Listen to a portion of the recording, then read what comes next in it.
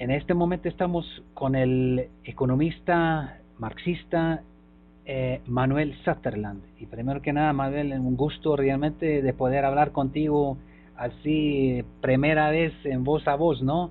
Hemos sabido, hemos leído mucho de tus investigaciones y también el Centro de Investigación y Formación Obrera, CIFO, que tú presides allá en Caracas, en Venezuela. Y bueno, no es para nada, es que hoy en día en todo el mundo se habla justamente sobre la crisis política y económica que pasa en este momento la República Bolivariana.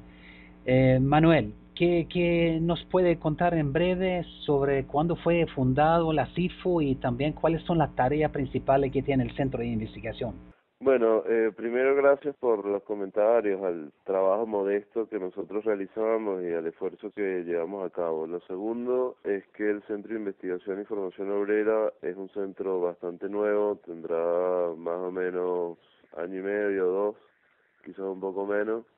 Se derivó de la Asociación Latinoamericana de Economía Marxista, que tenía algunos años más y que trataba de organizar a varios economistas al inicio, eh, sobre todo para hacer investigación en áreas concretas de la economía latinoamericana.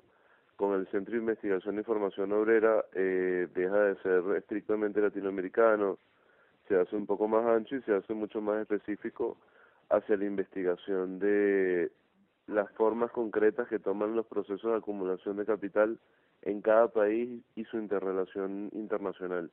Cada integrante del Centro de Investigación y Formación Obrera desarrolla una línea de investigación y en esa línea de investigación lanza artículos de divulgación, conferencias, foros, talleres y hasta libros. La idea es que cada línea de investigación esté coordinada con las demás líneas de investigación y se pueda lograr un enfoque profundo y también un enfoque integral en cuanto a al estudio. Lo más importante que nosotros hacemos en ese caso es tratar de construir conocimiento obrero, dialéctico, materialista, que permita dotar a la clase obrera en nuestros países de información y conocimientos útiles para la transformación socialista, revolucionaria. Trabajamos con varios sindicatos, trabajamos con consejos obreros y trabajamos en la formación política para la lucha obrera del día a día. Si regresamos un poco, hablamos sobre la crisis económica en este momento, la crisis política en Venezuela, hablando justamente de la formación obrera, la conciencia política que tiene la clase obrera venezolana y la comparamos, por ejemplo, la crisis económica política que hubo el año 2002 con el golpe de Estado en abril 2002 y con el inicio de el sabotaje petrolero que comenzó a principios de diciembre del mismo año 2002, que duró más de 2 meses y terminó a principios del mes de febrero de 2003.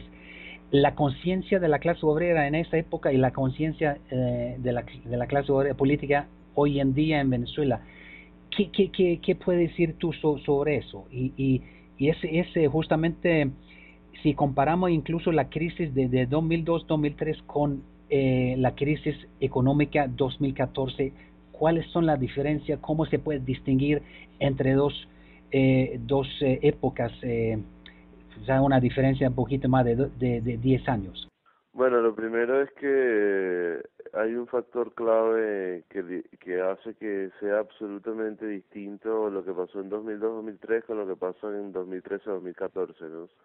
Lo primero es que en el 2002-2003 hubo un golpe de Estado abierto en abril de 2002 que derrocó al presidente Chávez en ese momento, lo metieron preso, tuvo un alzamiento militar, hubo una sustitución de presidente y hubo otra situación absolutamente distinta a la actual. También en el 2003-2002, a final de 2002, hubo un paro petrolero absoluto. El corazón económico de Venezuela estaba en manos de personas antichavistas que se habían plegado al golpe de Estado y que habían parado la industria petrolera, la distribución de gasolina, y a ese paro con intenciones de golpe se había unido toda la burguesía, toda la gran élite de la burguesía en bloque, quienes habían decidido parar la producción, cerrar las fábricas y hacer un lockout patronal.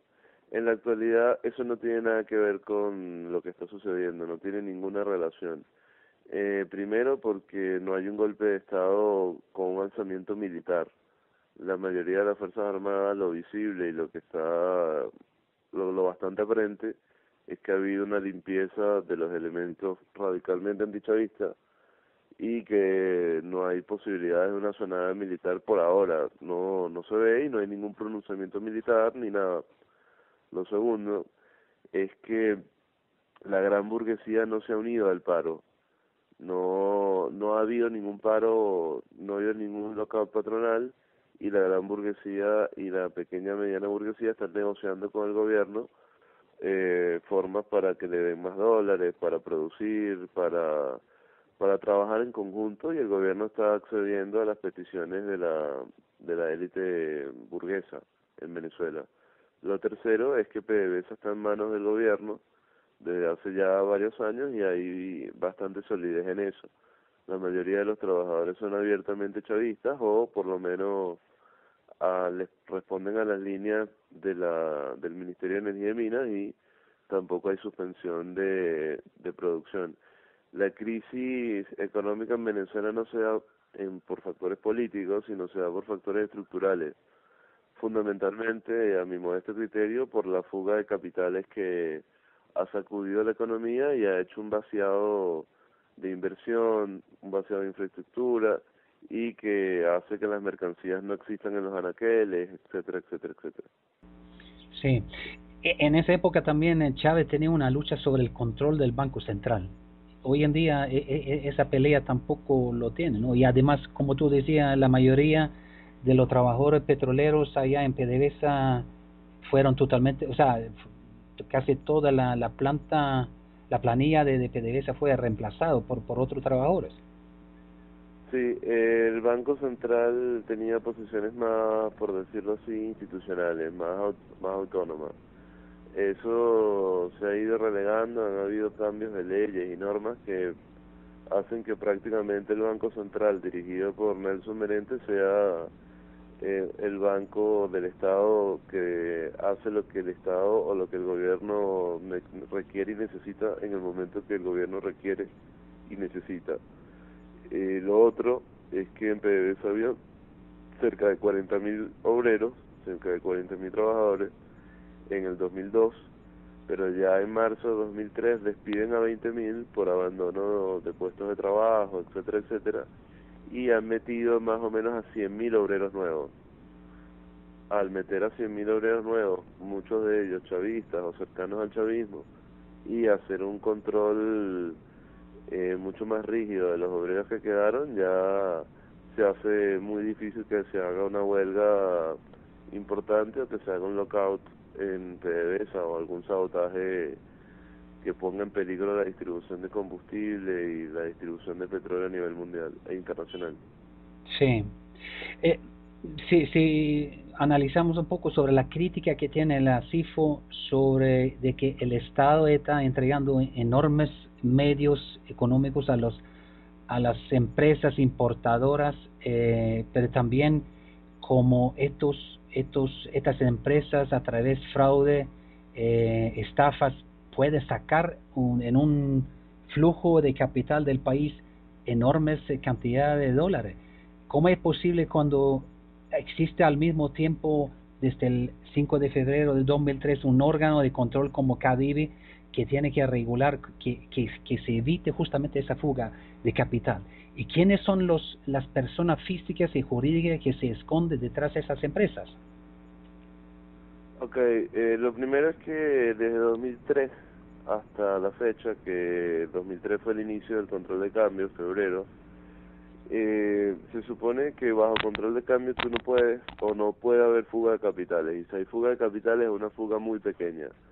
En Venezuela ha habido la fuga de capitales más grande en la historia, me atrevería a decir, de América, para estos últimos 10 años. Se han fugado cerca de 150.000 millones de dólares, y lo que equivale al 45% del PIB, 43% para ser exacto, del PIB del año 2010.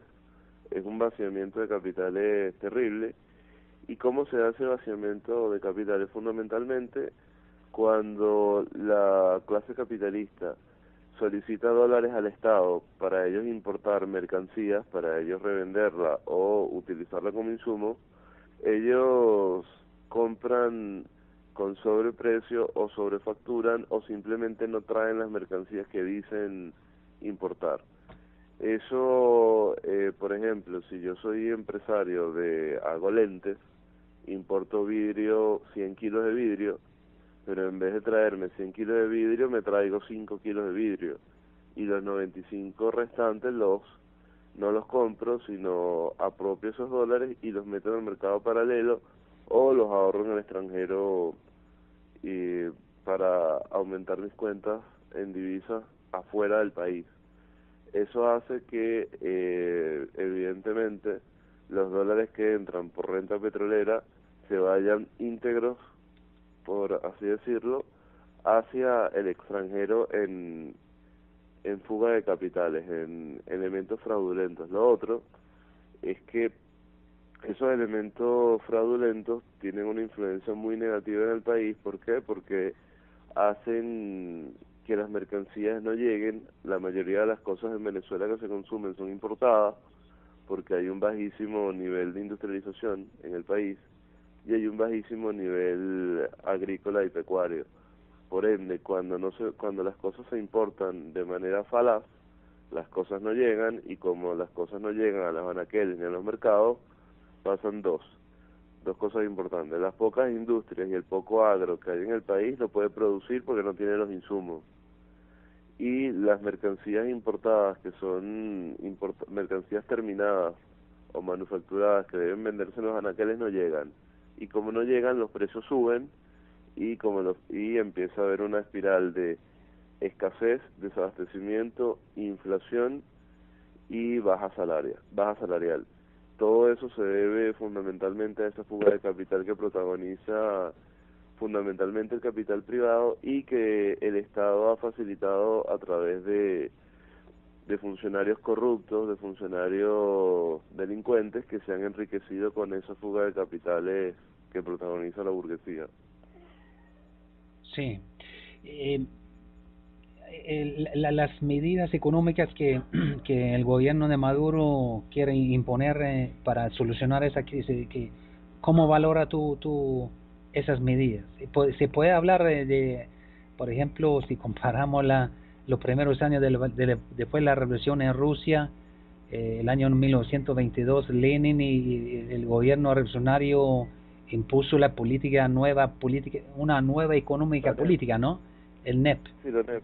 Y entonces para tener una alianza justamente con la burguesía, la pequeña burguesía y una parte de la clase media de los campesinados en esa época para solucionar los problemas más emergentes. Se puede compararlo con la situación actual hoy en día, aunque estamos en el siglo XXI. Tú dices con las mesas de diálogo. Ajá. Bueno, no, en Venezuela no hace falta hacer ninguna NEP. Y voy a ser bastante tajante y drástico en ese sentido.